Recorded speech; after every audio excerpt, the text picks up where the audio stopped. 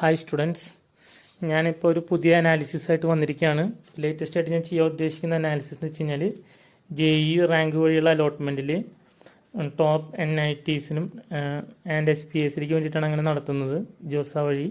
അതിൽ കഴിഞ്ഞ ദിവസം ഞാൻ ഈ ടോപ്പായിട്ടുള്ള ജനറൽ റാങ്ക് കാറ്റഗറിയിലെ last rank details after 7th അലോട്ട്മെൻറ്റിനെ പറ്റിയിട്ട് ഞാനൊരു വീഡിയോ ചെയ്തിരുന്നു. അപ്പോൾ അതിനുള്ളിൽ OBC കാറ്റഗറി അങ്ങനെ മറ്റ് കാറ്റഗറീസും ഞാൻ അധികം ഇൻക്ലൂഡ് ചെയ്തിട്ടുണ്ടായിരുന്നില്ല. അപ്പോൾ അതുകൊണ്ടാണ് ഞാൻ അത്തരം കാര്യങ്ങൾ കൂടി ഇൻക്ലൂഡ് ചെയ്തിട്ടാണ് ഈ വീഡിയോ ചെയ്യുന്നത്. OBC കാറ്റഗറിയും EWS കാറ്റഗറിയൊക്കെ ഞാൻ ഇതിനുള്ളിൽ ഇൻക്ലൂഡ് ചെയ്തിട്ടുണ്ട് ഈ അനാലിസിസിൽ.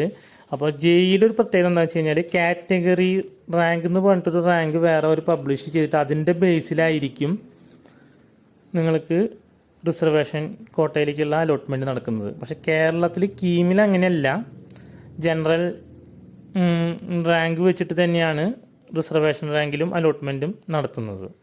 അപ്പോൾ അതിൽ രണ്ട് രീതിയിലാണ് ചെയ്യുന്നത്. പക്ഷേ എഫക്റ്റ് ഒന്ന് തന്നെയാണ്.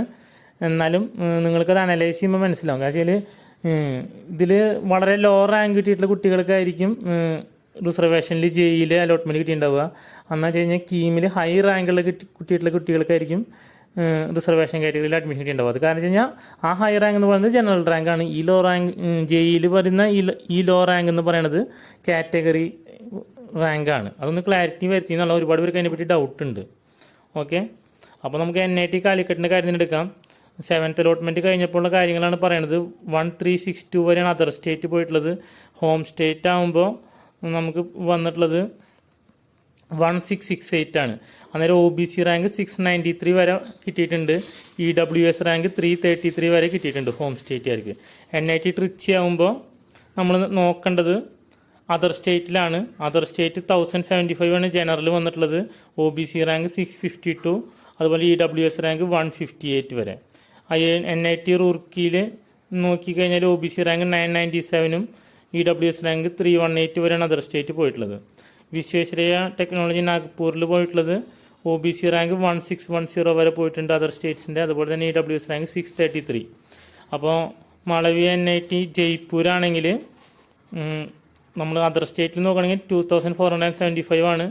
OBC റാങ്ക് അതർ സ്റ്റേറ്റ് നോക്കുകയാണെങ്കിൽ 1606 വരെ കിട്ടിയിട്ടുണ്ട് 7th അലോട്ട്മെൻറ്റ് കഴിഞ്ഞപ്പോൾ. EWS റാങ്ക് ആണെങ്കിൽ 607. ഇത്തരം ഡീറ്റെയിൽസ് ഞാൻ എടുത്ത് പറയുന്നത് സ്പെഷ്യലി നമ്മൾ പോകാൻ സാധ്യതയുള്ള കോളേജുകളുടെ ഞാൻ ഒന്ന് സ്ട്രെസ് ചെയ്ത് പറയുന്നു. ബാക്കിയുള്ളതും നിങ്ങൾക്ക് നോക്കിയിട്ട് കോളേജ് ഇഷ്ടപ്പെട്ട് കഴിഞ്ഞാൽ അവിടെയും നിങ്ങൾക്ക് ട്രൈ ചെയ്യാവുന്നതാണ്. ഓക്കെ, മൗലാന ആസാദ് NIT ഭോപ്പാലിലാണെങ്കിൽ അതർ സ്റ്റേറ്റ് OBC റാങ്ക് എന്ന് പറയുന്നത് 1557 ആണ്. അതുപോലെ തന്നെ EWS റാങ്ക് 502 വരെ കിട്ടിയിട്ടുണ്ട്. അപ്പോൾ അതൊക്കെയാണ് നമ്മൾ പോയിക്കൊണ്ടിരിക്കുന്ന കോളേജസ്. ഇനി SPA ഡൽഹിയിലാണെങ്കിൽ നമുക്ക് OBC റാങ്ക് 733 വരെയാണ് പോയിട്ടുള്ളത്. EWS rank 206. അതുപോലെ തന്നെ SPA ഭോപ്പാലാവുമ്പോൾ OBC റാങ്ക് 1420 വരെ കിട്ടിയെന്നാണ് കാണിക്കുന്നത്. അപ്പോൾ EWS റാങ്ക് 533. SPA വിജയവാഡയിൽ 1227, 453. മിസോറാം യൂണിവേഴ്സിറ്റിയുടെയും ശ്രീമാത വൈഷ്ണോദേവി യൂണിവേഴ്സിറ്റിയുടെയും ഡീറ്റെയിൽസ് എനിക്ക് അപ്ഡേറ്റ് ആയിട്ടില്ല. ഞാനത് അപ്ഡേറ്റ് കിട്ടുന്നതനുസരിച്ച് ചെയ്യാം. ഓക്കെ, അപ്പോൾ ഇത്രയും കാര്യങ്ങളാണ് NITs SPSസിലേക്കുള്ള ലാസ്റ്റ് റാങ്ക് ഡീറ്റെയിൽസിനെ പറ്റി പറയാനുള്ളത്. Thank you.